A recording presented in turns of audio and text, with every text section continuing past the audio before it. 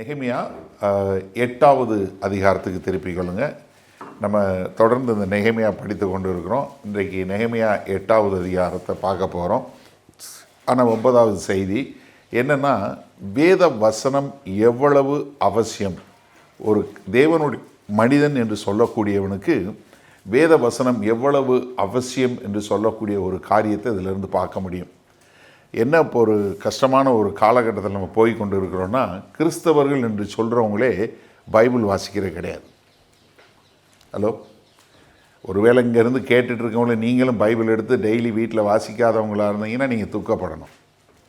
ஏன்னா உன்னை கிறிஸ்தவன் நீ சொல்கிறவனாக இருந்தால் முதல்ல உன்னுடைய ஆசை, உன்னுடைய விருப்பம், மன விருப்பம் என்ன இருக்கணும்? கர்த்தருடைய வார்த்தையை தேடக்கூடியதாக இருக்கணும்.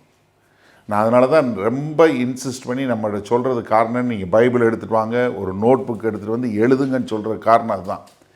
எழுதும்போது உங்களால் வேறொரு சிந்தித்து கொண்டு எழுத முடியாது. அதனால தான் சர்ச்சுக்கு வரும்போது பைபிளோட வா, நோட் புக்கோட வான்னு சொல்கிற காரணம் அதுதான். ஏன்னா நீங்கள் எப்போ ஒரு மனுஷன் ஒரு தேவனுக்குரிய மனிதனாக மாற முடியும்னா அவருடைய வார்த்தையின் மூலமாக தான். அந்த வார்த்தை இல்லாமல் முடியவே முடியாது. இங்கே எஸ்ரா மற்ற எல்லாரும் திரும்பி வர்றாங்க. திரும்பி இப்போ எங்கள் பாபிலோனியிலேருந்து சிறையிருப்பில் இப்போ எல்லா எதிர்ப்புகள் எல்லாவற்றுக்கும் எதிராக மூடி இப்போ அலங்கத்தை கட்டி முடித்தாச்சு, மதில் சுவரை கட்டி முடித்தாச்சு. எருசலேமை முடித்த உடனே 8வது அதிகாரத்தில் முதல் 4 வசனங்கள் பாருங்கள். ஜனங்கள் எல்லாரும் என்ன, முதலாவது என்ன, ஜனங்கள் எல்லாரும் தண்ணீர் வாசலுக்கு முன்பாக ஒருமனப்பட்டு. முதலாவது இப்போ என்னென்னா, முதல்ல நீங்கள் பைபிள் வாசிக்கிறது இது பண்ண முன்னாடி நம்ம எல்லாருக்கும் தேவையான ஒரு காரியம் என்னென்னா, ஒரு மனம் என்பது யூனிட்டி ஆஃப் த பீப்புள். ஜனங்களுக்குள்ள ஒரு ஒற்றுமை இருக்க வேண்டும். It's unity, not uniformity. நல்லா புரிஞ்சு கொள்ளுங்க.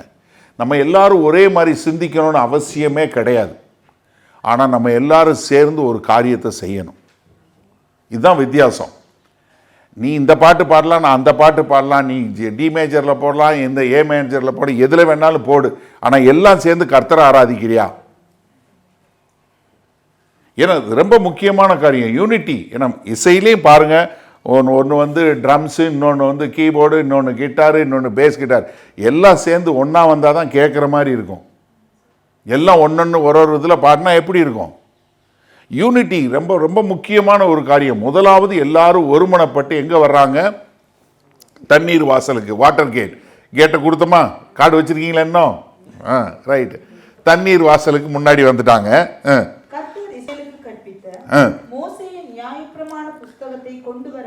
கொண்டு வர வேண்டும் என்று யாரு இப்ப சொன்னா? எஸ்ரா சொன்னாரா? நீங்க எல்லாம் வாங்க நான் வேத வசனம் வாசிக்கணும்னு சொன்னாரா? யார் சொன்னா? நெகேமியா சொன்னாரா? யார் சொன்னா? தெளிவா புரிஞ்சு கொள்ளுங்க. முதல்ல ஒரு எழுப்புதல், ஒரு காரியம் வேணும்னா ஜனங்கள்ட்ட இருந்து வரணும், தலைவன்கிட்ட இருந்து வர்றது கிடையாது. இப்ப பாஸ்ட் சொல்லி நீ பைபிள் வாசின்னு சொன்னேன்னா, இப்போ எப்படின்னா, உன் வீட்டில் நீ காதலிக்கிற பொண்ணை பார்த்து நீ காதலி காதலி காதலி நான் சொல்லணுமா என்ன? மனைவியை சொல்லணும், அது வேற விஷயம். இப்போ எப்படி ஆயிப்போச்சு? மேலிருந்து சொல்லலை, ஜனங்கள் சொல்றாங்க, ஐயா எங்களுக்கு வேத வாசனம் வேணும். ஜனங்களுக்கு அந்த வாஞ்சை இருக்கணும், வார்த்தையை கற்றுக்கொள்ள வேண்டும் என்று சொல்லக்கூடியதான். அதனாலதான் அவங்க என்ன பண்றாங்க, ஜனங்கள் கூப்பிடுறாங்க, நீங்க வாங்க எங்களுக்கு இதை சொல்லி கொடுங்க அப்படின்னு சொல்ல. அப்படின்னா என்ன அர்த்தம்? ஜனங்களுக்குள்ள கர்த்தருடைய ஆவியானவர் ஏற்கனவே உள்ளத்தை தோண்ட ஆரம்பிச்சிட்டாருன்னு அர்த்தம். அவங்களுக்குள்ள ஒரு அனல் மூட்ட ஆரம்பிச்சிட்டாருன்னு அர்த்தம். ஏன்னா ஜனங்களுக்குள்ளதான் வார்த்தை, கர்த்தருடைய வார்த்தை மேல வாஞ்சி இருக்கக்கூடியதான். ஏன்னா நிறைய பேர் என்கிட்ட கேட்பாங்க, அண்ணே நம்ம செர்மனை கொஞ்சம் ஷார்ட்டா போட்டா என்னண்ணே, 10 நிமிஷம் 15 நிமிஷம். நான் சொன்னேன், உனக்கு இந்த சர்ச்சு கிடையாது, நீ வேற சர்ச்சு பாருன்னு சொல்லுவேன். ஏன்னா நுனிப்புள் மேயறதுல தான் இப்போ நிறைய பேர் இருக்காங்க. ஷார்ட்ஸ் போட்டால் போதுனே, ஏன்னா 1.5 நிமிஷத்தில் உனக்கு என்ன ஆண்டவரை பற்றி தெரியும்? யோசிச்சு பாரு. ஷார்ட்ஸில் பார்க்கணுன்னா உட்காந்து ஒழுங்காக பைபிள் வாசி, வார்த்தையை கற்றுக்கொள். என்னென்னத்துக்கெல்லாம் நேரம் செலவு பண்ணுறான். ஒரு கிரிக்கெட் மேட்ச்னா 6 மணி நேரம் 8 மணி நேரம் உட்காந்துருக்கான். ஒரு சினிமாவுக்கு போனால் 3 மணி நேரம் 4 மணி நேரம் உட்காடுறான். ஒரு ஸ்போர்ட்ஸ் ஈவெண்ட் பார்க்க போகிறதுக்கு அவ்வளோ நேரம் போக முடியுது. ஏன் உட்காந்து கர்த்தருடைய வார்த்தையை கேட்குறதுக்கு ஏன் உன்னால் செலவு பண்ண முடியாதா? இப்போ இந்த நவீன காலத்தில் என்ன ஆயிடுச்சு, பூரா கன்சியூமர் மென்டாலிட்டி. ஜனங்களுக்கு கான்சன்ட்ரேஷன் இருக்காதுன்னே எங்கே சொன்னாங்க? பிள்ளைங்க ஸ்கூலுக்கு அனுப்புகிறீங்க, கான்சன்ட்ரேஷன் இல்லாமலாம் இருக்கே. கவனிக்கிற பிள்ளை எங்கே இருந்தாலும் கவனிக்கும். அப்போ முதல்ல என்ன, உள்ளுக்குள்ளே ஒரு உந்துதல் வந்ததுனால அவங்க என்ன பண்ணுறாங்க, அவங்க கேட்குறாங்க. அப்போ வார்த்தையை கேட்கணுங்கிற வாஞ்சை யாருக்கு வரணும்? முதல்ல எனக்கு வேணும்னு சொல்லுங்கள். ஜனங்களுக்குன்னு சொன்னால் அப்போ ஏதோ பக்கத்தில் அங்கே இருக்க ஜனங்களுக்கு வேணுங்கிற மாதிரி போயிடும். முதல்ல உங்களுக்கு வேணும். சரியா? அடுத்து வாசிங்க தொடர்ந்து. ஆசாரியனாகி எஸ்ரா. இப்போ முதலாவது வசனத்தினுடைய கடைசி பகுதியில் என்ன போட்டிருந்தது? வேதபாரகனாகி எஸ்ரா. இங்கே யாரு? ஆசாரியன். அதாவது பழைய ஏற்பாட்டில் ஒரு வேதபாரகனாகவும் ஆசாரியனாகவும் இருந்தது யாருன்னா எஸ்ரா தான். அவர் தான் ஒரு வேதபாரகனாகவும் ஒரு ஆசாரியனாகவும் ரெண்டு வேலையை பார்க்கக்கூடியதா. சரியா?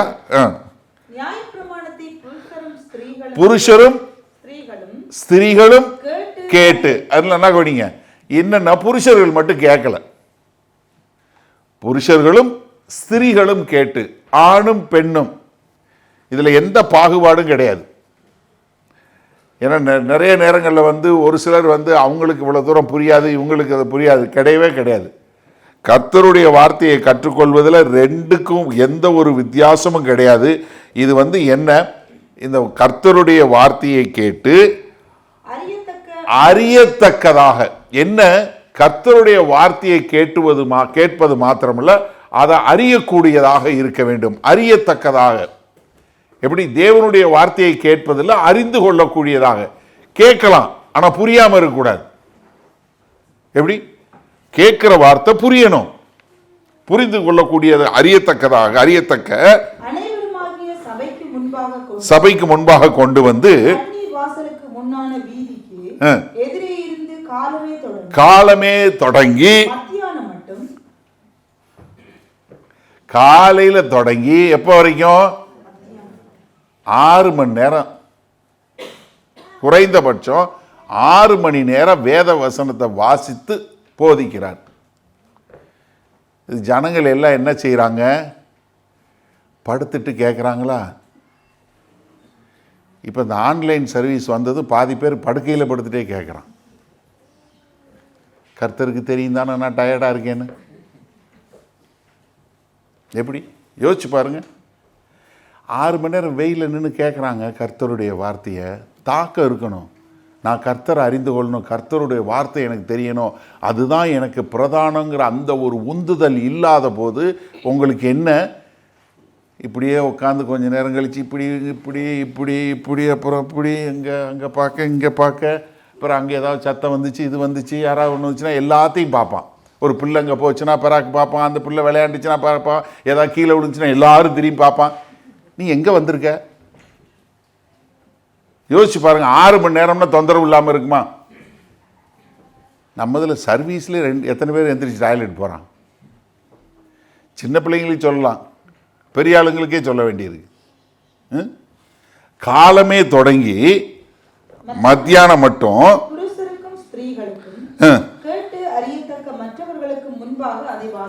என்ன, திசிரி மாதம், ரோஸ் ஹசானா என்று சொல்லக்கூடிய எக்கால பண்டிகையினுடைய நாட்கள். சரியா? இந்த காலத்தில் என்ன, காலமே தொடங்கி மதியம் வரைக்கும் அவங்க என்ன, அதை கேட்டு கொண்டக்கூடிய மக்களாக இருக்கிறாங்க. வாசிங்க.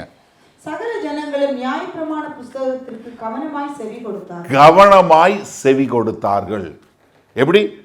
நியாயப்பிரமாண புஸ்தகத்திற்கு தேவனுடைய வார்த்தையை சொல்லும்போது அவர்கள் கவனமாய் செவி கொடுத்து கேட்கக்கூடியது. இப்போ சிலர்கிட்ட நீங்கள் பேசும்போது அவன் நம்மளை தான் பார்த்துட்டு இருப்பான், கேட்க தான் செய்யும், ஆனால் உள்ளுக்குள்ளே போகாது. பார்த்துருக்கீங்களா? திரும்ப கேள்வி கேட்டால் வேற சொல்லுவான், என்ன அப்படின்னு. ஏன்னா மைண்ட் எங்கே போயிருக்கும், வேற எங்கேயாவது போயிருக்கும். இப்போ உதாரணம் சொன்னப்போ உங்களுக்கு வேற எங்கேயா போயிடும். சொல்லும் போதே அவங்க கரெக்ட், அவங்க அப்படித்தான் வருவாங்க, அவங்க இப்படித்தான், இப்படியே உட்காந்து யோசிச்சு, ஆமாம் அவங்க என்ன வாங்கினாங்க, அவங்க போன வாரம் வந்தாங்களா, அவங்க காரு என்னமோ வாங்கணும் மாற்றினாங்களே, இது பண்ணாங்களே, இங்கே மெசேஜ் போயிட்டே தான் இருக்கும். செவி கொடுக்கக்கூடியதா. சிந்திச்சு பாருங்களேன். கர்த்தருடைய வார்த்தையை அறிந்து கொள்ளணும், நான் அவரை தெரிஞ்சு கொள்ளணும்னு சொல்லும்போது நிச்சயமாக நீங்கள் என்ன பண்ணுவீங்க, கவனமாக உட்காந்து கேட்கக்கூடிய மக்களாக.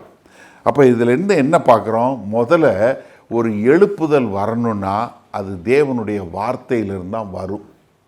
நீங்கள் பாட்டு பாடி புகை போட்டெல்லாம் எழுப்புதல் வராது. வேத வசனத்தின் மூலமாக தான் எழுப்புதல் வரும். எழுப்புதலுக்கு முதலாவது அடிப்படை தேவனுடைய வார்த்தை தான். நீங்கள் எங்கே வேணாலும் எந்த எழுப்புதல்னாலும் எடுத்து பாருங்கள், வார்த்தை, கர்த்தருடைய வார்த்தையை எந்த அளவுக்கு அவங்க பண்ணக்கூடியதாக இருக்கிறாங்களோ. இந்த நியாயப்பிரமாண புஸ்தகத்தை அவங்க என்ன எல்லாரும் புரிந்து கொள்ளக்கூடியதாக அவர் விளக்கி சொல்லக்கூடிய ஒரு காரியத்தை நம்ம இங்கே பார்க்குறோம். அது மாத்திரமில்ல, அவங்க என்ன பண்ணுறாங்க, இதெல்லாம் கேட்டு உடனே பின்னாடி அந்த வசனம் வாசிச்சிருங்க.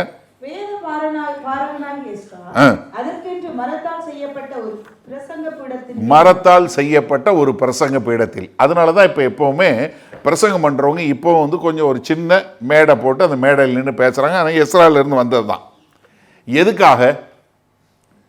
எல்லாருக்கும் அவர் தெரியணுங்கிறதுக்காகத்தான். அதுக்காக நம்ம இப்போ பண்ணிடுறது கொஞ்சம் மேடையை தூக்கி வச்சு இது வச்சு ஜனங்களுக்கும் மக்களுக்கும் ரொம்ப தூரமாக கொண்டு போகிறதுக்கு இல்லை.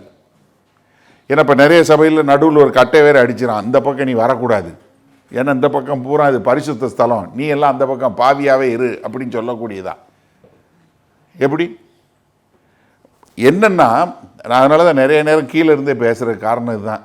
ஏன்னா மக்களோட மக்களை என்னையே பார்க்க முடியுது எல்லாருக்கும், நான் எல்லாரையும் பார்க்கணும். நான் மட்டும் தூரமாக ஓரமாக நின்று மேலே நின்று கர்த்தர் வருகிறார் அப்படின்னு சொல்லிட்டு இருந்தால் என்ன அர்த்தம்? பார்க்கறதுக்காக தான். ஒரு மரத்தால் செய்யப்பட்ட பிரசங்க பேடையில் நின்று அவன் அண்டையில்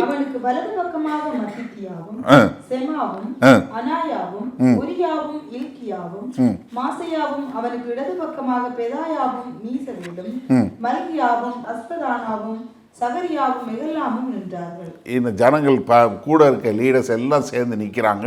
அவர் மேலே நின்று பிரசங்கம் பண்ணக்கூடியதா, தேவனுடைய வார்த்தையை எடுத்து சொல்லக்கூடியதா. அப்போ என்ன, நமக்கு வந்து தேவனுடைய வார்த்தை மிக மிக முக்கியம். அதை நம்ம நன்றாக புரிஞ்சுக்கணும். தேவனுடைய வார்த்தையின் அடிப்படையில் தான் நமக்கு வந்து எழுப்புதல் உண்டாகும். தேவனுடைய வார்த்தையின் மூலமாக தான் நம்ம என்ன அதை புரிந்து கொள்ளக்கூடியதா. அதே சமயத்தில் நம்ம என்ன பண்ணுறோம், அவங்க இதை கேட்டு கர்த்தருடனான உறவை புதுப்பித்து கொள்ளக்கூடியதா. 2 தீமோத்தேயு 3:16-17 வசனம் பாருங்க.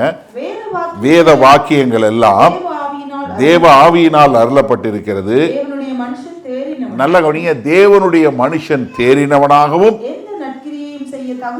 எந்த நற்கிரியை செய்ய தகுதியுள்ளவனாகவும் இருக்கும்படியாக அவைகள் உபதேசத்துக்கும் கடிந்து கொள்ளுதலுக்கும் சீர்திருத்தலுக்கும் நீதியை படிப்பித்தலுக்கும்.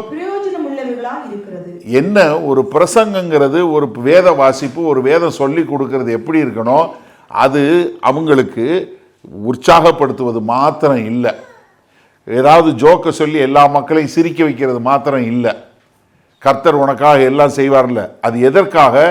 கடிந்து கொள்வதற்கும் உங்களுக்கு படிக்கிறதற்கும் நீதியை படிப்பதற்கும். நீங்கள் எப்படி எல்லா மனுஷனும் சீர்திருந்தம் உள்ளவங்களா, எப்படி எல்லா விதத்திலையும் ஒரு தகுதியுள்ள மனுஷனாக மாற்றுவதற்கு தான் பிரசங்கம். ஏன்னா இன்றைக்கு வந்து கடிந்து கொள்ளக்கூடிய உபதேசம் சொன்னால் கேட்கறதுக்கு ஆள் இல்லை. கர்த்தர் உங்களை ஆசீர்வதிக்க விரும்புகிறாருன்னா கூட்டம். யுவர் பெஸ்ட் லைஃப் நவ் அப்படின்னு ஒரு புஸ்தகம் எழுதினார் ஒரு போதகர், ஜோயல் ஆஸ்டின். மில்லியனாக வித்துச்சு. எங்கே பைபிளில் போட்டிருக்கோங்க பெஸ்ட் லைஃப் எங்கே இருக்குது? பரலோகத்தில் இருக்குது, இம்மையில் இருக்குது. ஆனால் அதான் number 1 million sold, number 1 book sold. தெரியுமா? எவ்வளவு ஈஸியாக டிசப்ஷன் பாருங்கள், எவ்வளவு ஈஸியாக ஏமாற்றக்கூடிய காரியம் பாருங்கள். ஏன்னா வேத வசனம் எப்படிப்பட்டது? கடிந்து கொள்ளுதலுக்கும் படிப்புத்தலுக்கும் உபதேசத்தலுக்கும் எந்த மனுஷனும் ஊழியம் செய்வதற்கு தகுதியுள்ளவனாய் மாற்றுவதற்கு உள்ளது தான் வேத வசனம். ரொம்ப தேவையான ஒரு காரியம். தாவீது எழுதும்போது சங்கீதத்தில் எழுதுறார், 119 சங்கீதம் 18 வசனத்தை எழுதும்போது என்ன எழுதுறாரு? என் கண்களை திறந்தருளும். அப்ப நம்ம என்ன, முதலாவது வேத வசனம் எவ்வளவு முக்கியம். இந்த ஜனங்கள் அலங்கத்தை கட்டி முடிச்சதுக்கு அப்புறம் தான் அதை செய்யறாங்க. நல்லா புரிஞ்சு கொள்ளுங்க. அலங்கம் கட்டியாச்சு, இப்பதான் நமக்கு பாதுகாப்பு வந்துருச்சு, அல்லேலூயா ஆண்டவரே ஸ்தோத்திரம் அப்படின்னு சொல்லிட்டு போய் உட்காரல. இல்ல, வேத வசனம் என்ன சொல்லுது? கர்த்தருடைய வார்த்தை என்ன சொல்லுது? வா, நம்ம கர்த்தருடைய வார்த்தைக்கு நம்முடைய வாழ்க்கைக்கு எவ்வளவு தூரம் இருக்கு, அதை சரி பண்ணணும் வான்னு சொல்லி கூப்பிட்டு, அவங்களை கூப்பிட்டு, எஸ்ராவை கூப்பிட்டு, ஐயா நீ வேத வசனத்தை வாசித்து எங்களுக்கு சொல்லி கொடுன்னு சொல்றாங்க. அப்பதான் அங்க ஒரு பெரிய எழுப்புதல் உண்டாகக்கூடிய காரியம் உண்டாகிறது. அப்ப என்ன, வேத வசனம் மிகவும் அவசியமான ஒன்று. ரெண்டாவது என்னன்னா, இந்த வேத வசனத்தை கேட்பது மாத்திரமல்ல, அந்த வசனத்தை நம்மளுடைய வாழ்க்கையில் கடைபிடிக்கக்கூடிய மக்களாக இருக்க வேண்டும். எவ்வளவு வேத வசனத்தை கேட்பது எவ்வளவு முக்கியமோ அதே மாதிரி applying the scripture is also essential. இப்ப 5வது வசனம் 6வது வசனம் பாருங்க. சகல ஜனங்களுக்கு உயர நின்று என்ன, எல்லா ஜனங்களும் காணத்தக்கதாக புஸ்தகத்தை திறக்கிறார். என்ன, தன்னுடைய சொந்த கதையிலிருந்து பேசல, எல்லாரும் பார்க்கக்கூடியதா, ஒரு ஓப்பனா, ஒரு ஹானஸ்டா எல்லாரும் பார்க்கக்கூடியதா அவர் வாசிக்கிறாரு. அவன் அதை திறந்த போது ஜனங்கள் எல்லாரும் எழுந்து நின்றார்கள். கர்த்தருடைய வார்த்தைக்கு மரியாதை கொடுக்கும் விதமாக. நீங்க யோசிச்சிருப்பீங்க, ஒவ்வொரு முறையும் உங்களை எழுப்பி நின்று நாம் எல்லோரும் சேர்ந்து வாசிக்கணும்னு சொல்லும்போது எங்க இருந்து எடுத்தாரு பாஸ்டர்னு தெரிஞ்சுதா? இன்னைக்கு தெரிஞ்சிருச்சா? இதை வச்சுதான் நான் சொல்றேன், கர்த்தருடைய வார்த்தைக்கு உரிய கனத்தையும் மரியாதையும் கொடுக்கணும். எஸ்ரா தான் செஞ்சாரு. தேவனுடைய வார்த்தை வாசிக்கப்படும் போது எழுந்து நின்று என்ன, கர்த்தருடைய வார்த்தைக்கு கனம் கொடுக்கக்கூடியதாக. அப்ப என்ன, ஒரு மேடையில் நின்று எல்லாரும் காணக்கூடியதாக. இப்ப இங்க இருந்து பார்க்கும்போது எனக்கு தெரியும் யாரு உண்மையிலே கேட்கிறா, யார் தூங்குறாங்கிறது தெரியும். யாரு கண்ணு சொருகுது, யாருக்கு உண்மையிலே கேட்கிறான், எவன் கேட்க மாட்டேங்கிறான், எவன் உட்கார்ந்துருக்கான் ஆனா தலை இங்க இல்லைன்னு எனக்கு தெரியும். கர்த்தருக்கு இன்னும் நல்லா தெரியும், அது வேற விஷயம். எனக்கே தெரியும். அப்ப யோசிச்சு பாருங்க, கர்த்தருக்கு எவ்வளவு தெரியும். ஏன்னா ஒரு சிலர் எனக்கு டைம் தெரிஞ்சிச்சா இல்லையான்னு பாக்குறதுக்காக என்னைய பாக்குறதுக்கு பார்த்துட்டே இருப்பாங்க. நான் உங்க கண்ணை பார்த்த உடனே அப்படி அங்க பார்ப்பாங்க, டைம் ஆயிடுச்சு முடிங்க அப்படிங்கிற அர்த்தத்துக்கு. எப்படி நான் பார்த்த உடனே அங்க பார்த்தா அப்ப கிளாக்க பார்த்துட்டாரு பாஸ் கரெக்ட், இப்போ எப்படியாவது லேண்ட் பண்ணி முடிச்சிருவான்னு சொல்லக்கூடியதா? அப்படி இல்லை. எவ்வளவு இதா பாருங்க, அவ்வளவு அழகா அவங்க என்ன எல்லாரும் எழும்பி கர்த்தருடைய வார்த்தையை கேட்கிறாங்க. அடுத்து முதல்ல அவர் என்ன செய்யறாரு? கர்த்தரை ஸ்தோத்தரிக்கிறார். கர்த்தரை உம்முடைய நாமம் மகிமைப்படதாக அப்படின்னு சொல்லி அவர் கர்த்தரை ஸ்தோத்தரிக்கக்கூடிய காரியம். ஜனங்கள் எல்லாரும் தங்கள் கைகளை குவித்து அதற்கு மறுமொழியாக அப்படியே ஆக கடவுது, அப்படியே ஆக கடவுது, ஆண்டவரே உம்முடைய நாமம் மகிமைப்படுவதாக, ஆமேன் ஆமேன் என்று சொல்லக்கூடியதாக. ஏன்னா கைகளை உயர்த்துங்கள். நம்ம நிறைய பேர் வந்து கையை தூக்குறானா தூக்குறதே இல்லை. நீ என்ன சொல்றது, நான் என்ன தூக்குறது? ஆராதனையில் யார் சொன்னாலும் சரி, நான் என்ன நடந்தாலும் கையை தூக்கவே மாட்டேன். கையை தூக்குறது எதுக்காக? ஐ சரண்டர்னு சொல்றது தான். இதனாலே பாதி பேர் கையை கட்டிக்கிறான். ஏன்னா மறந்துட தூக்கிற போறேன்னு சொல்லி, ஒன்று முன்னாடி இல்லை பின்னாடி கையை கட்டிட்டு நீ என்ன வேணாலும் சொல்லு, நான் கண்ணை முடிக்கிறேன் அவ்வளோதானே. எல்லாரும் கையை தூக்கி கர்த்தரை ஆராதிங்க, கண்ணை மூடிக்கிட்டா கவலை இல்லை. இப்போ நீங்கள் சொல்கிறதுனால, நீ கையை தூக்குறதுனால இங்கே இருக்கிறவன் சொல்கிறவனுக்கு வந்து பெரிய ஆள் கிடையாது. நீ யாருக்காக தூக்குற? சொல்லணும்னு அவசியமே இல்லை. நீ கர்த்தரை ஆராதிக்க தானாக உன் கை உயரும். ஒருத்தர் சொல்லணும்னு அவசியமே கிடையாது. நான் ஆண்டவரே I come before you, I surrender, நான் என்ன ஒப்பு கொடுக்குறேன், நான் சரணாகதி அடைகிறேன், என்கிட்ட ஒன்றுமே இல்லை ஆண்டவரே. 2 கையை தூக்கி என்ன அர்த்தம்? என்னால் ஒன்றுமே செய்ய முடியாது. ஏன்னா உன்னால் தூக்க முடியலன்னா தூக்க வேண்டிய நிலைக்கு கொண்டு போய் வைப்பார், அப்போ தூக்குவ நீ. ஒரு நிலைக்கு ஒரு காலகட்டத்தை கொண்டு போகும்போது அவனுக்கு தெரியும். ஏன்னா என்ன காரணம் தெரியுமா? என்னால் என்னைய பார்த்துக்க முடியும் அப்படிங்கிற ஒரு நிலைமை இருக்கிற வரைக்கும் உனக்கு கர்த்தத்தை சரண்டர் ஆகணுங்கிற வரவே வராது. நான் எதுக்கு, எனக்கு எல்லாம் என்னால் முடியும் அப்படின்னு சொல்லக்கூடியதான். ஸ்தோத்தரித்தார்கள். என்ன பாருங்களேன், கர்த்தருடைய அவன் சோஸ்தான் ஜனங்கள் எல்லாரும். அதனால தான் நம்ம கூடி வரும்போது நம்ம எல்லாரும் சேர்ந்து கர்த்தருக்கு ஆராதிச்சு கர்த்தருக்கு ஸ்தோத்திரம் பண்ணுறது. தனியாகவும் நீங்கள் பண்ண முடியும், ஆனால் கூடி வந்து பண்ண வேண்டியதும் அவசியம். நம்ம எல்லாரும் சேர்ந்து, நீங்கள் தனியாக வந்து பாட்டு பாடுறீங்க, இல்லை தனியாக வந்து நீங்கள் கர்த்தரை ஸ்தோத்திரிக்கிறீங்க, கர்த்தரை மகிமைப்படுத்துறீங்க, அது வேற. ஆனால் நாம் எல்லோரும் சேர்ந்து வரும்போதும் அதை செய்யக்கூடிய ஒரு காரியத்தை இங்கே நம்ம பார்க்கக்கூடிய ஒரு காரியம். மக்கள்லாம் என்ன சொல்றாங்க? ஆமேன் ஆமேன் என்று சொல்லி இது பண்றாங்க. அடுத்து என்ன பண்றாங்க? குனிந்து முகம் குப்புற விழுந்து கர்த்தரை ஆராதிக்கிறது எப்படி தெரியுமா படுத்தாங்க? பணிந்து முகங்குப்புற கீழே விழுந்து. நம்ம இந்த ஆராதனை குறித்து சொல்லி கொடுக்கும்போது அழகாக சொல்லி கொடுத்தேன் நான். உங்களுக்கு ஞாபகம் இருக்கான்னு தெரியல. கிரேக்க மொழியில் ஆராதனை என்பதற்கு என்ன பதம்? பிரஸ்குனாயோ என்கிற பதம். பிரஸ்குனாயோ அப்படிங்கிற கிரேக்க மொழிக்கு பதம் என்னன்னா, நான் தரை மட்டும் என்னை தாழ்த்தி உங்களுடைய பாதத்தை முத்தமிடுகிறேன். இதுதான் ஆராதனை. ஆனால் இன்னைக்கு புகை போட்டு டான்ஸ் ஆடிட்டு தெரியுறான், கேட்டா ஆராதனைங்கிறான். சிந்திச்சு பாருங்க, எங்க வேத வசனத்தினுடைய ஆராதனைக்கும் வேத வசனத்தில் சொல்லப்பட்ட ஆராதனைக்கும் இன்னைக்கு சபையில கர்த்தருடைய நாமத்தை தூசிக்கூட அறவேக்காட்டு பசங்கனால வரக்கூடிய பிரச்சனையும் பாருங்க. ஏன்னா பைபிள் வாசிக்காததான் பாருங்க. வேத வசனத்தை வாசிக்காதவன் நல்லா தெரிஞ்சு கொள்ளுங்க, குருடனுக்கு வழி காட்டுவான். ஏன்னா குருட்டு ஜனங்கள். வேத வசனத்தை வாசிக்கிறவனுக்கு தெரியணும்ல எது ஆராதனை. ஆராதனை என்பதற்கு அர்த்தம் தெரியணும்ல, எது ஆராதனை. கர்த்தருடைய வார்த்தையை வாசிக்கும் போது ஜனங்கள் முகம் குப்புற விழுந்து கர்த்தரை ஆராதிக்கிறது, கர்த்தருடைய நாமம் மகிமைப்பட வேண்டும் என்று சொல்லக்கூடியதா?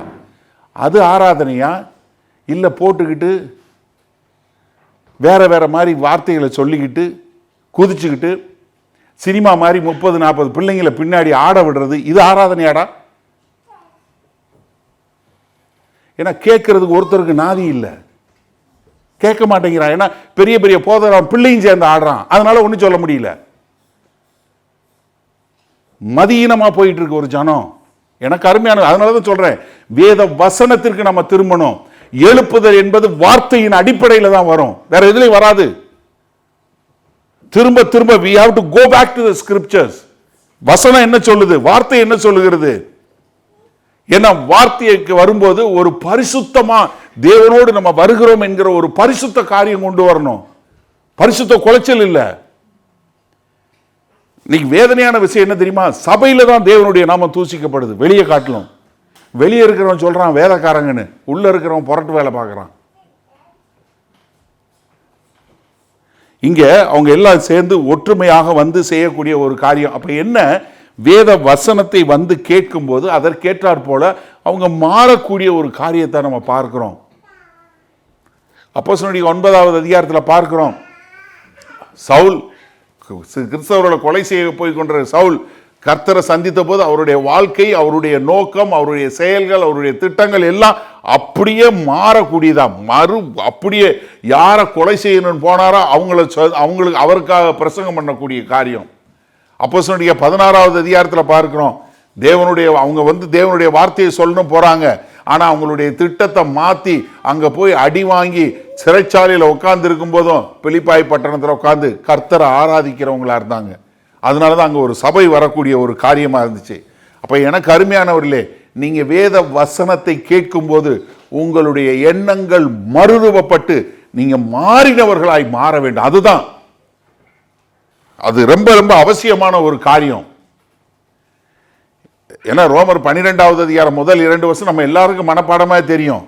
என்ன, தேவனுடைய வார்த்தையினாலே உங்கள் எண்ணங்கள் மறுரூபமாவதனாலே, உங்களுடைய renew your mind with the word of God, தேவனுடைய வார்த்தையினால நீங்க எதை செய்தாலும் தேவனுடைய வார்த்தையின்படி செய்யக்கூடிய மக்களாய் அதன் மூலமா உங்கள் எண்ணங்கள் மாறுபட்டதாக இருக்க வேண்டும். அதைத்தான் இங்க செய்யறாங்க. எல்லாம் என்ன பண்றாங்க, ஆமேன் ஆமேன் என்று சொல்லி முகங்குப்புற கீழே விழுந்து அவங்களுடைய வாழ்க்கை மாறக்கூடியது, ஒரு துக்கத்தோடு மாறக்கூடிய ஒரு காரியம். sermon is not a information, it is a transformation. நல்லா புரிஞ்சு கொள்ளுங்க. வேத வசனம் போதிப்பது என்பது ஒரு உங்களுக்கு நிறைய தகவல்களை சேகரித்து கொண்டு போவதில்லை, மாறாக உங்கள் வாழ்க்கை மாறியதாக இருப்பதுதான் sermon. ஒரு மேத்ஸ் டீச்சருக்கும் ஒரு ஹிஸ்டரி டீச்சருக்கும் ஒரு இங்கிலீஷ் டீச்சருக்கும் ஒரு பாஸ்டருக்கும் உள்ள ஒரு வித்தியாசம் தான். அவங்க போகும்போது இன்ஃபர்மேஷனோட போவாங்க. ஆனா இங்க என்ன, மக்கள் வேறுபட்டவர்களாய் they will transform into somebody and go. இப்போ முதலாவது தேவனுடைய வார்த்தையை கேட்கணும், ரெண்டாவது தேவனுடைய வார்த்தையை விளங்கத்தக்கதாக அதை வாழ்க்கையில் அப்ளை பண்ணணும். அப்ளை பண்ண என்னன்னோ முதல்ல அது உங்களுக்கு நல்லா விளங்கணும். மூன்றாவது என்ன கர்த்தருடைய மனுஷன் தேவனுடைய வார்த்தையை விளக்கி சொல்லக்கூடியதா. 7வது 8வது வசனம் பாருங்க. யெசுவா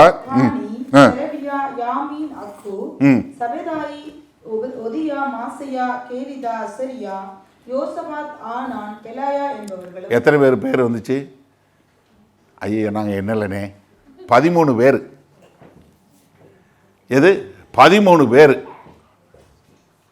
13 பேர் சொல்றார். ஒரு ஆள் வசனத்தை சொல்லி கொடுக்கல. நல்லா புரிஞ்சு கொள்ளுங்க தயவு செய்து. என்னது நம்ம இது பழைய ஏற்பாட்டில் இருக்கு, புதிய ஏற்பாட்டில் இல்லை, இது பழைய ஏற்பாட்டிலே இருக்கு. எஸ்ரா சொல்றாரு, அது கூட சேர்ந்து எத்தனை பேர் சொல்லி கொடுக்குறாங்க? 13 பேர் சேர்ந்து சொல்லி கொடுக்குறாங்க தேவனுடைய வார்த்தையை. நம்ம தயவு செய்து புரிஞ்சு கொள்ளுங்க. கர்த்தர் யாரை கொண்டு வேணாலும் பேசுவார். முதல்ல நம்ம சபையிலேயே நமக்கு எது வரணும்? அண்ணன் இல்லையா, அப்போ பரவாயில்ல இன்னைக்கு லீவ் விடுவோம் அப்படின்னா என்ன அர்த்தம்? உனக்கு இன்னும் வார்த்தையும் தெரியல, ஆண்டவரும் தெரியலன்னு அர்த்தம். யாரு 13 பேர் சொல்றாரு என்பவர்களும் லேவியரும் இவங்க எல்லாம் சேர்ந்து நியாய பிரமாணத்தை விளங்க பண்ணாங்க. எனக்கு அருமையானவர்களே, யாரை கொண்டு வேணாலும் பரிசுத்த ஆவியானவர் உங்ககிட்ட பேசுவார். முதல்ல அதை புரிஞ்சு கொள்ளுங்க. யார் மூலமான தேவனுடைய வார்த்தையை விளக்கி சொல்வதற்கு எல்லாமே பைபிள் காலேஜ் போயிட்டு மாஸ்டர் டிகிரி படிச்சு இது படிச்சுட்டு வந்தா வரணும் இல்லை. ஏன்னா இப்போ பைபிள் காலேஜுக்கு போகும்போது நல்லா தான் போறாங்க. பாதி பேர் அங்கே போனதுக்கு அப்புறம் வரும்போது அவங்ககிட்ட இருந்து இதே எடுத்து விட்டுறான். பைபிள் கத்துக்கிறது ஒரு தப்பும் கிடையாது, நல்லா கத்துக்கொள்ளுங்க. ஆனா என்னன்னா கத்துக்கொண்ட பாடம் உங்களை என்ன பண்ணணும், உங்களை எந்த அளவுக்கு மாற்றுகிறது, நீங்க எந்த அளவுக்கு கர்த்தருக்கு என்று வாழக்கூடிய மக்களா இருக்கிறீங்க அதை பாருங்க. ஏன்னா 13 பேரை சேர்த்து வச்சு அவங்க எல்லாம் சொல்றாங்க. அவங்க எல்லாம் என்ன பண்றாங்க? நின்றார்கள். என்ன அவங்க எல்லாருக்கும் அவங்க எல்லாத்தையும் விளக்கி சொல்லக்கூடிய மக்களா. என்ன நீங்க இதுல ஆங்கில வேதாகமத்தில் பாத்தீங்கன்னா 8வது வசனம் பாருங்களேன். அவர்கள் தேவனுடைய நியாயப்பிரமாண புத்தகத்தை தீர்க்கமாக வாசித்து அர்த்தம் சொல்லி வாசித்ததை அவர்களுக்கு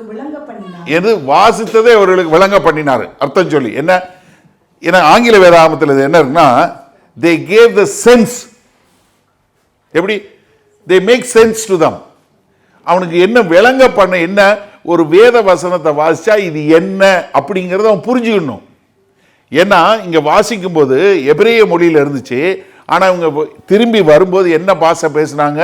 அரமாயிக் பேசினாங்க. அரமாயிக் பாஷையில பேசினா அவனுக்கு வேற பாஷையில பேசக்கூடியது. உங்களுக்கு இன்னொரு விஷயம் தெரிஞ்சு, சபை சரித்திரம் தெரிஞ்சு சொல்லுங்க. ரெஃபர்மேஷன் வர்றதுக்கு 15வது நூற்றாண்டுல மார்ட்டின் லூத்தர் வர்ற வரைக்கும் வேத புஸ்தகம் எதுல வாசிச்சாங்க தெரியுமா? கத்தோலிக்க சபையில லத்தீன் மொழியில பேசுறாங்க. லத்தீன் மொழியில தான் பைபிள் இருந்து வல்கேட் சொல்லுவாங்க. சரியா? அதாவது பைபிள் எழுதப்பட்டது எபிரேய மொழி, கிரேக்க மொழி, அவங்க பேசுனது அரமைக் மொழி. ஆனா இதெல்லாம் என்ன பண்ணாங்க? லத்தீன் பாஷையில் எழுதிட்டாங்க. அப்போ இங்க பேசுற போதகர் என்ன பண்ணுவாரு? பிரீஸ்ட் என்ன பண்ணுவாரு? லத்தீன் மொழியில ஒன்ன வாசிப்பாரு. வாசிச்சுட்டு அவரு அதுக்கு விளக்கம் சொல்லுவார். உனக்கு லத்தீன் மொழி தெரியுமா? தெரியாது. உங்களுக்கு புரிஞ்சது தமிழ். இப்போ உங்ககிட்ட லத்தீன் மொழியில வாசிச்சுட்டு இதைத்தான் ஆண்டவர் சொன்னாரா, நீ என்ன சொல்லுவ? ஆமாண்ணே ஆமாண்ணே. இதான் பிரச்சனை அங்க. ஆனா இப்ப அவங்க என்ன பண்றாங்க? விலைக்கு சொல்றாங்க, விலைக்கு சொல்லி கொடுக்குறாங்க. எனக்கு அருமையான நன்றாக தெரிஞ்சு கொள்ளுங்க. ரொம்ப அழகா அவங்களுக்கு விலைக்கு சொல்லக்கூடிய காரியம். எதுக்கு நான் அதில் நம்ம இதில் எப்பயுமே சொல்லிக் கொடுக்குமா? நான் எப்பயுமே சொல்லிக் கொடுக்குறேன், சின்ன பிள்ளைக்கு சொல்லிக் கொடுக்குறது போல லெகுவாக சொல்லிக் கொடு, புரிஞ்சுக்கிற மாதிரி. எவ்வளோ பெரிய காம்ப்ளிகேட்டட் தியாலஜியாக இருந்தாலும் சரி, எவ்வளோ இதாக இருந்தாலும் சரி, நீ நம்ம யூத் பசங்களுக்கு அழகா நம்ம யூத் லீடர்ஸ் 4 பேர் சேர்ந்து அழகா பேசிக் தியாலஜி சொல்லி கொடுத்துருக்காங்க. தெரியுமா? பேசிக் தியாலஜி பைபிள் காலேஜில் சொல்லி கொடுக்க அவங்களுக்கே தெரியாது. அது நம்ம பிள்ளைங்களுக்கு தெரியும் இன்னைக்கு. ஏன்? அவங்க புரிஞ்சுக்கிற மாதிரி அதை அவங்களுக்கு விளக்கி சொல்லுவது. தெரிந்து கொள்ளுதுன்னா என்ன, முன்னெறிந்தல்னா என்ன, எல்லா காரியத்தையும் இன்ட்வெல்லிங் ஆஃப் த ஹோலி ஸ்பிரிட் எல்லாத்தையும் சொல்லி கொடுத்துருக்கோம். ஏன்?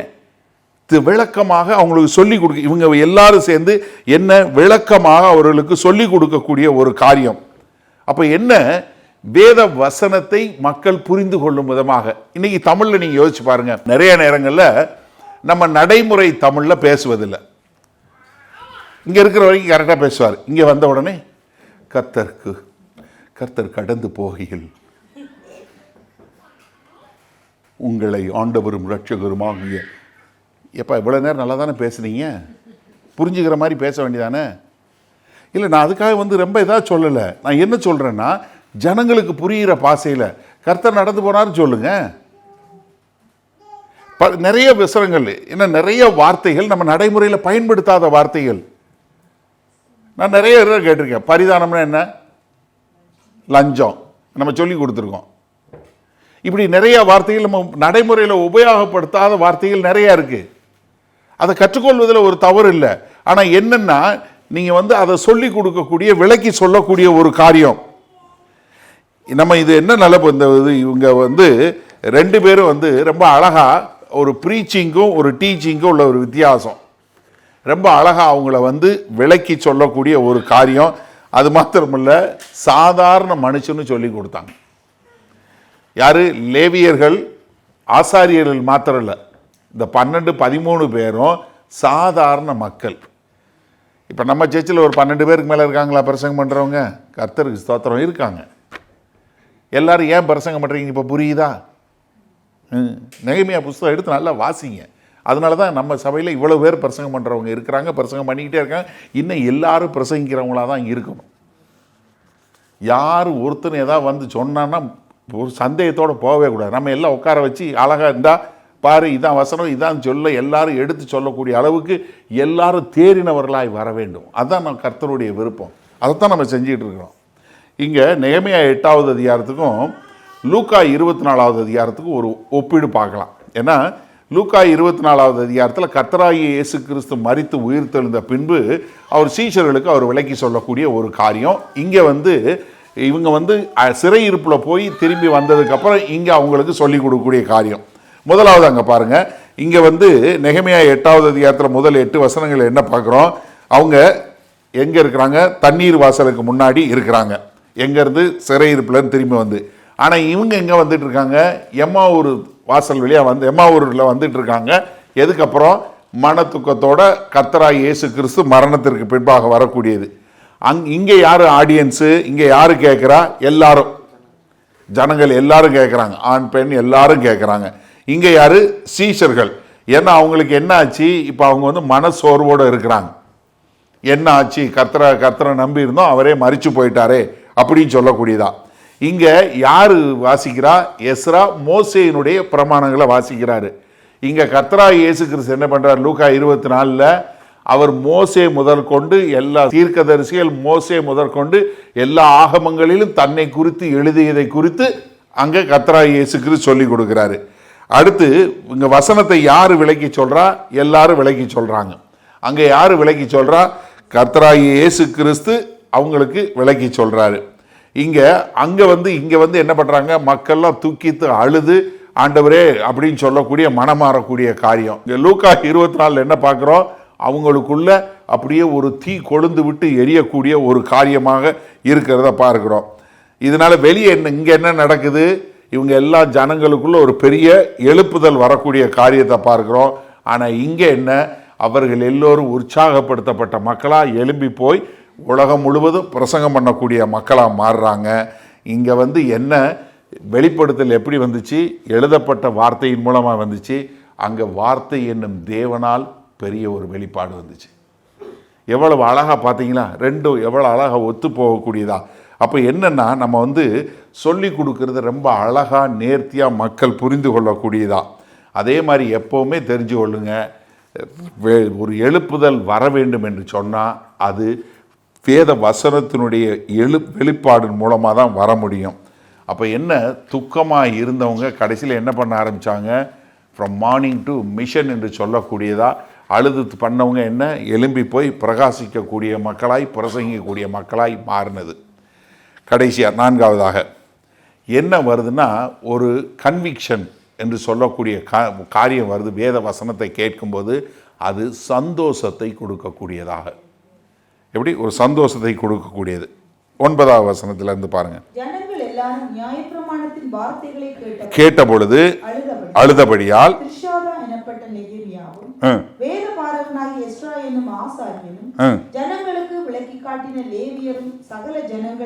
நோக்கி என்ன அது சொன்ன உடனே அவங்களுக்கு எல்லாம் என்ன, ஐயோ வார்த்தை இப்படி சொல்லுது, நம்ம வார்த்தையின்படி வாழலையே என்று சொல்லி அவர்கள் குற்றப்படுத்தப்பட்டவர்களாய் அவங்கெல்லாம் அழுது புலம்பி என்ன பண்ண வராங்க, நாங்கள் கீழ்ப்படிதல் இல்லாமல் இருந்துட்டோம் அப்படின்னு சொல்லக்கூடிய ஒரு காரியம். எப்பொழுதுமே ஒரு மனம் மாற்றம் இல்லை ஒரு எழுப்புதலுக்கு அடிப்படை என்ன தெரியுமா, ரிப்பெண்டன்ஸ் தான், மனம் மாறுதல் தான். முதலாவது கர்த்தருடைய வார்த்தையை கேட்கும்போது இருதயத்தில் குத்தப்பட்டவர்களாய் என்ன பண்ணாங்க, நாங்கள் என்ன செய்யணும் ஆண்டவரே. பேதுரு போய் பிரசங்கம் பண்ணுறாரு, ஜனங்கள் என்ன பண்ணுறாங்க, ஆண்டவன்மாரே ரட்சிக்கப்படுவதற்கு நாங்கள் என்ன செய்யணும் அதான் கேட்டாங்க. அப்போ என்ன, அது ஒரு சரியான உணர்வு வரக்கூடிய ஒரு காரியத்தை பார்க்குறோம். அதனால் என்ன பண்ணுறாங்க, அங்கே என்ன சொல்கிறாங்க, அவங்க என்ன பார்த்து என்ன சொல்கிறாங்க, இந்த நாள் உங்கள் தேவனாகிய கர்த்தருக்கு பரிசுத்தமான நாள், நீங்கள் துக்கப்பமும் அளப்படவும் வேண்டாம், கொழுமையானதை புசித்து குடித்து அனுப்புங்கள், விசாரப்பட வேண்டாம், கர்த்தருக்குள் மகிழ்ச்சியாய் இருப்பதே உங்களுடைய பலன். Joy of the Lord is strength. இந்த வசனங்க தான், இது எல்லாருக்கும் தெரியும். The joy of the Lord is my strength, இது எல்லாருக்கும் தெரிஞ்ச வார்த்தை. இது இங்கே தான் இருக்கு 10வது வசனத்தில். என்ன சொல்றாரு, நீங்க சந்தோஷமா இருங்க, நீங்க என்ன பண்ணாதீங்க, போய் அழுகாதீங்க. என்ன பண்ணு, சாப்பிட்டுட்டு என்ன பண்ணு, கமுத்தி அடிச்சு தூங்குன்னு சொல்லலை. இல்லாதவன் யாரோ அவனுக்கு கொடு. எப்படி இல்லாதவன் யார் இருக்கானோ அவனுக்கு நீ பகிர்ந்து கொடு. அப்போ என்னன்னா, முதல்ல ஒரு எழுப்புதல் வரும்போது என்ன, ஒரு ஜெனராசிட்டி, நான் யாருக்காவது ஏதாவது செய்யணும்னு சொல்லக்கூடிய ஒரு உந்துதல் வருது பாருங்க. நான் தேவனுக்கென்று சொல்லணும். இன்னைக்கு அருமையா தம்பி ஜோயல் 2 தடவை உங்களை பாட வச்சான். இப்போ அந்த வரியை சொல்லுங்க பார்ப்போம். 2வது தடவை கடைசியாக மறுபடியும் பாட வச்ச வரியை சொல்லுங்க பார்ப்போம். பரவாயில்ல, கரெக்டாக நான் கொஞ்சம் பேர் முழிச்சிருக்கிறீங்க. லாபமான அனைத்தையுமே பாடுறது ரொம்ப ஈஸி. 2வது தடவை பாட சொல்லும்போது எனக்கு இடிச்சுது. அது 3வது தடவை வேற பாட வச்சான். நம்ம எத்தனை முறை நம்ம இந்த லாபமானதை நஷ்டம்னு எண்ணி இருக்கிறோம். லாபம் லாபம் லாபம், எனக்கு என்ன கிடைக்கும் தானே பார்க்குறோம். எதுவாக இருந்தாலும் சபைக்கு வந்தாலே என்ன கிடைக்கும் தானே பார்க்குறோம். நீ மீதியெல்லாம் விட்டுருங்க, வேலைக்கு போகிறது வீட்டில் இருக்கிறது இதெல்லாம் விட்டுருங்க. சபைக்கு வந்தாலே எனக்கு என்ன கிடைக்கும் தானே பார்க்குறோம். எவ்வளோ பெரிய சுயநலவாதிகளாக மாறிவிட்டோம். எவ்வளவு அவங்க என்ன சொல்றாரு, உடனே நீ என்ன பண்ணு, எல்லாருக்கும் பகிர்ந்து கொடு, உன்னுடைய மன உருக்கத்தை காட்டு. ஏன்னா சந்தோஷம் கர்த்தர்ட்ட இருந்துச்சு, நீ மன உருக்கத்தை காட்டு. வாசிங்க. அழாதிருங்கள்,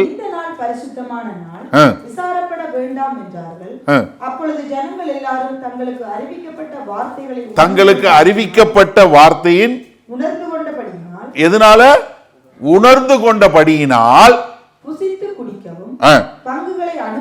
பங்குகளை அனுப்பவும். என்ன, உங்களுக்கு வார்த்தை உணர்ந்து கொண்டீங்கன்னா தான் நீங்க கீழ்ப்படிந்து அதை செய்வீங்க. சொல்லப்பட்டுச்சு, அவங்க உணர்ந்து கொண்டாங்க, உடனே என்ன பண்றாங்க, அவங்களும் குடிச்சிட்டு இல்லாதவங்களை தேடி கண்டுபிடிச்சு கொடுக்குறாங்க. இல்லாதவங்களை தேடி கண்டுபிடிச்சு கொடுக்க. வாசிச்சிருங்க கடைசியா அந்ததையும். மிகுந்த சந்தோஷமும் கொண்டாட போனார்கள். அப்ப என்ன, இங்க ஒரு கம்யூனிட்டியா எல்லாரும் சேர்ந்து அங்க எல்லாரும் ஒரு சந்தோஷமா கொண்டாடக்கூடிய ஒரு காரியம். அப்ப என்னன்னா, ஒரு ஆவிக்குரிய எழுப்புதல் என்பது வேத வசனத்திலிருந்து தான் வரும். அந்த வேத வசனத்தை எந்த அளவுக்கு நம்ம வாசிக்கக்கூடிய மக்களாக இருக்கிறோம். இந்த வேத புஸ்தகம் நம்ம கையில் கிடைக்கிறதுக்கு எவ்வளோ பேர் உயிரை கொடுத்துருக்காங்க தெரியுமா? எவ்வளவு பேர் எவ்வளவு பாடுபட்டிருக்காங்க தெரியுமா? எவ்வளவு எவ்வளவு காரியங்கள், எவ்வளவு இது போயிருக்காங்க, எவ்வளவு சாக்ரிஃபைசஸ் தெரியுமா? நம்ம இன்றைக்கி அதை எந்த அளவுக்கு மரியாதையோட, எந்த கனத்தோடு நம்ம பார்க்குறோம். நான் சொல்கிறேன், மறுபடியும் சொல்கிறேன் உங்களுக்கு, நம்ம வாழுகிற இந்த நாட்கள் வந்து பொற்காலமான நாட்கள். நல்லா தெரிஞ்சுக்கொள்ளுங்க. ஒரு 100 வருஷம் 200 வருஷத்துக்கு முன்னாடி பிறந்திருந்தீங்கன்னா உங்களுக்கு தமிழில் பைபிளே தெரியாது. ஒரு 500 வருஷத்துக்கு முன்னாடி பிறந்திருந்தீங்கன்னா இப்படி ஒரு ஆராதனைக்கு நீ போயிருக்கவே முடியாது. உங்கள் கையில் பைபிளுங்கிறது ஒன்று இருந்திருக்கவே இருக்காது, கிடையவே கிடையாது. பைபிளை நீ தொட முடியாது. ஏன்னா அது பரிசுத்த புஸ்தகம். பரிசுத்தவான் மாத்திரம்தான் தொட முடியும். போதகரும் பிரீஸ்ட் ஒருத்தர் மாத்திரம்தான் தொடுவார். நீ எல்லாம் மீதி பேருக்கு பைபிளை காட்டுவார், நீ தொட்டு கும்பிட்டுட்டு தான் போக முடியும். அவ்வளோதான் பண்ண முடியும். இதை நம்ம பிள்ளைகளுக்கு சொல்லி கொடுக்கணும். ஏன்னா நமக்கு இந்த வசனத்தினுடைய இந்த வேத வசனம் நமக்கு கிடைப்பதற்கு யார் யார் என்னென்ன உயிர் தியாகம் செய்தாங்க, எப்படி நமக்கு இந்த பைபிள் வந்துச்சு, நம்ம எவ்வளவு கஷ்டப்பட்டு, நம்ம எவ்வளவு பெரிய பாக்கியசாலிகள், நமக்கு எவ்வளவு பெரிய பிரிவிலேஜ் கர்த்தர் கொடுத்துருக்கிறாரு தெரியணும். அப்போதான் இந்த வேதத்தை வாசிப்பதில் நம்ம அவ்வளவு ஒரு ஆர்வம் உள்ள மக்களாக இருப்போம். சும்மா ஏதோ சேர்த்து வைக்கிறதுக்காக இல்லை. அப்போ என்ன, ஒரு ஆவிக்குரிய ஒரு எழுப்புதல் வர வேண்டும் அப்படின்னு சொல்லி சொன்னால் முதலாவது என்ன செய்யணும்? வேத வசனம் தான் அடிப்படை, அதுதான் சென்டர். முதல்ல வசனம் இல்லாத எழுப்புதல் வரவே வராது. நீங்கள் நல்லா தெரிஞ்சுக்கொள்ளுங்க. சும்மா உட்காந்து ஜெபம் பண்ணுறோம், நாங்கள் சும்மா உட்காந்து பாட்டு பாடுறோம், நாங்கள் சும்மா உட்காந்து இல்லை. வசனத்தின் மூலமாக ஜெபிக்கக்கூடிய மக்களா, வசனத்தின் மூலமாக செய்யக்கூடிய மக்களா. அடுத்து என்ன, வசனம் புரியும் போதுதான் ஒரு மனுஷனுடைய வாழ்க்கை மாறும். Understanding of the scripture leads to transformation. நன்றாக தெரிஞ்சுக்கொள்ளுங்க. நீங்கள் வேத வசனத்தை புரிஞ்சு கொள்ளாத வரைக்கும் உங்கள் வாழ்க்கை மாறவே மாறாது. தெரியும், வசனம் தெரியுமா இருக்கும், உங்களால் சொல்ல முடியுமா இருக்கும். ஆனால் புரிந்து கொண்டக்கூடிய, அறிந்து கொண்டக்கூடியதா, உங்களுடைய உள்ளத்தில் அறிந்து கொள்ளக்கூடிய அதனுடைய வெளிப்பாடு வரும்போது தான் உங்களுடைய வாழ்க்கை மாறும். சும்மா எல்லாரும் ஸ்கிரிப்சர் கோட் பண்ணலாம். சாத்தானு தான் ஸ்கிரிப்சர் கோட் பண்ணான், அருமையா வசனத்தை சொன்னான். 3 முறை ஆண்டவரை வந்து சோதனைக்கு பண்ணும்போது 3 முறை வசனம் தான் சொன்னான். ஆனால் அந்த வசனைக்கு அவன் கீழ்ப்படியவே இல்லை. காரணம் என்ன? அவனுக்கு புரியவும் செய்யாது, அறிஞ்சு கொள்ளவும் இல்லை. அதே மாதிரி குற்ற உணர்வுக்கும் சந்தோஷத்துக்கும் உள்ள அந்த பேலன்ஸை சரியாக புரிஞ்சுக்கணும். எப்போ பாரு நீ மனம் திரும்புன்னு போட்டு அடிக்கிற ஒரு கூட்டம் இருக்கு. மனம் திரும்பணும். அதே சமயத்தில் எப்படி கர்த்தருடைய joy of the Lord is my strength என்று சொல்லக்கூடிய, கர்த்தருடைய மனமகிழ்ச்சி என்னுடைய பலன் என்று சொல்லக்கூடிய அதுவும் இருக்கணும். ரெண்டையும் சரியான முறையில் நம்ம பேலன்ஸ் பண்ணக்கூடிய மக்களாக இருக்கணும். ஒரு சமநிலையில் வைத்துக்கொள்ளக்கூடிய மக்களாக இருக்கணும்.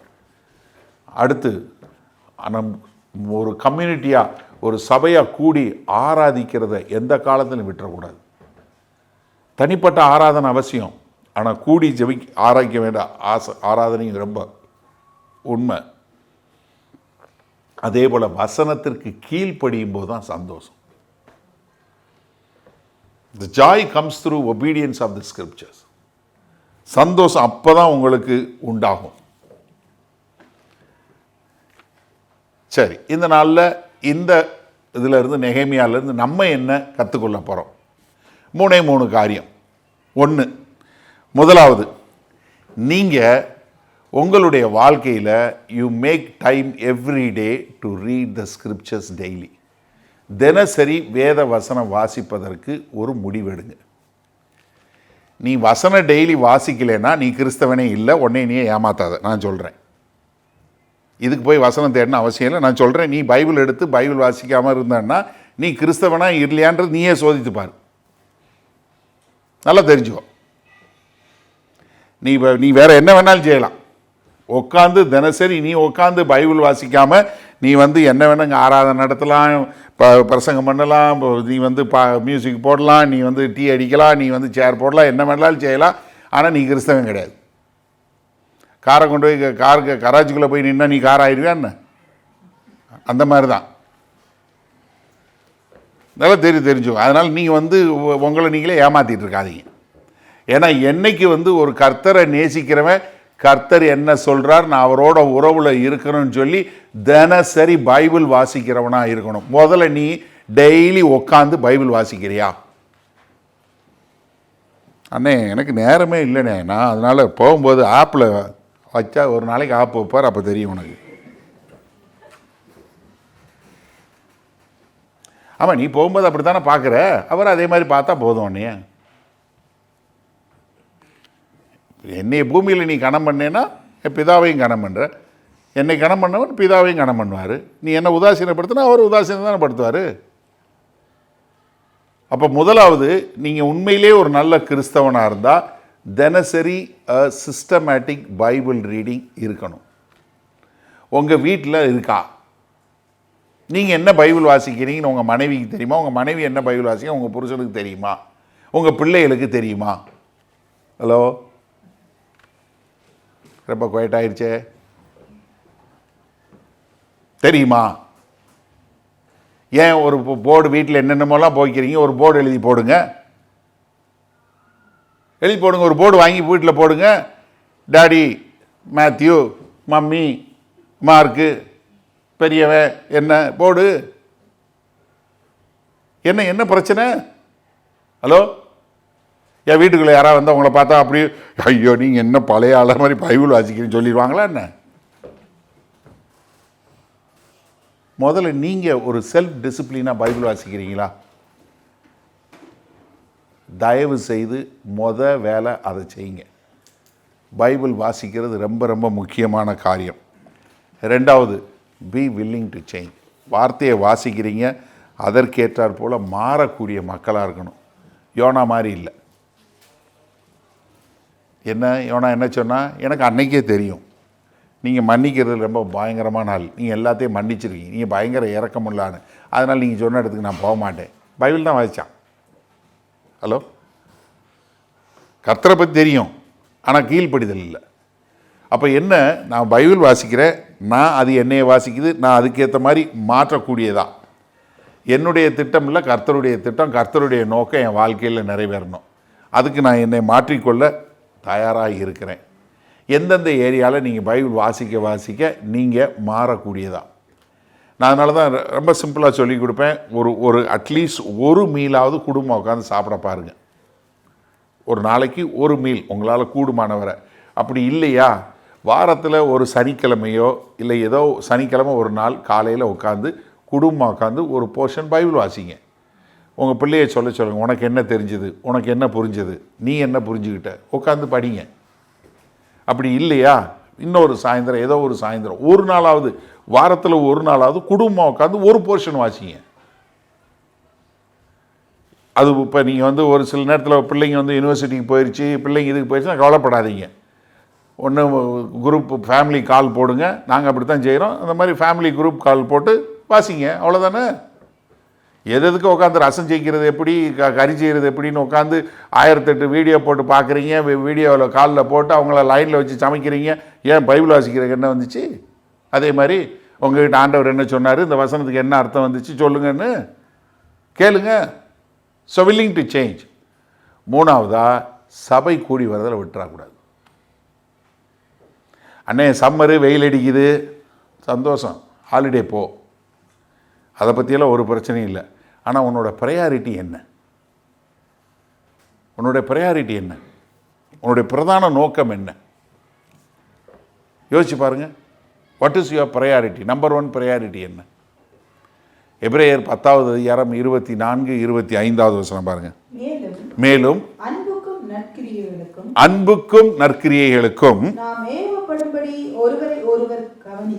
என்ன காரணம்? நம்ம ஏன் சபை கூடி வருது தெரியுமா?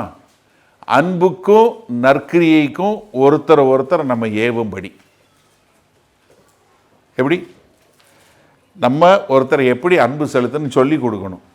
கஷ்டம், அவங்க அப்படித்தான், கவலைப்படாத, கர்த்தர் அவங்கள நேசிக்கிறார், நீ நேசி. யாருக்கு என்ன நற்கிரியை செய்ய முடியும்? இதை ஒருத்தரை ஏவுறதுக்கு தான் சபை கூடி வருதில் சிலர் விட்டு விடுகிறது போல் நீங்களும் விட்டு விடாதிருங்கள். அப்போ முதலாவது நீங்கள் பைபிள் வாசிக்கணும், ரெண்டாவது நீங்கள் மாறணும், மூணாவது நம்ம கூடி வந்து பைபிள் வாசிக்கிறதுக்கோ இல்லை ஆராதனை செய்வதற்கோ இப்படி நம்ம சபையில் கலந்து கொள்வதற்கு தவறவே கூடாது. இது ப்ரையாரிட்டி. இதுக்கப்புறம் தான் மீதி எல்லாம். வாரத்தில் ஒரு நாளாவது வந்து என்னால் பைபிள் கற்றுக்கணும். யோசிச்சு பாருங்கள், இப்போ வெனஸ்டே பைபிள் ஸ்டடி வச்சுருக்கோம், ஆன்லைனில் இருக்குது. வர முடியலன்னா ஆன்லைனில் அட்டன் பண்ணலாம்.